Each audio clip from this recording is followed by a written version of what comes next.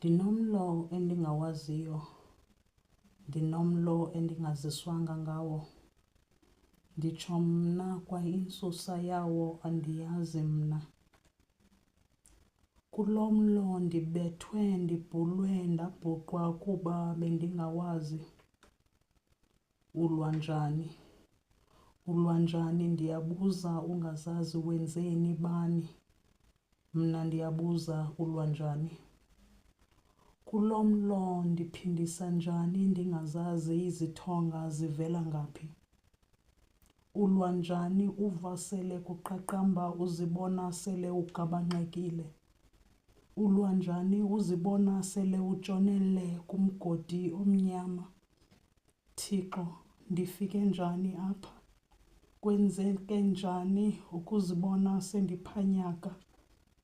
Ndinomlo, kanti ndinomlo.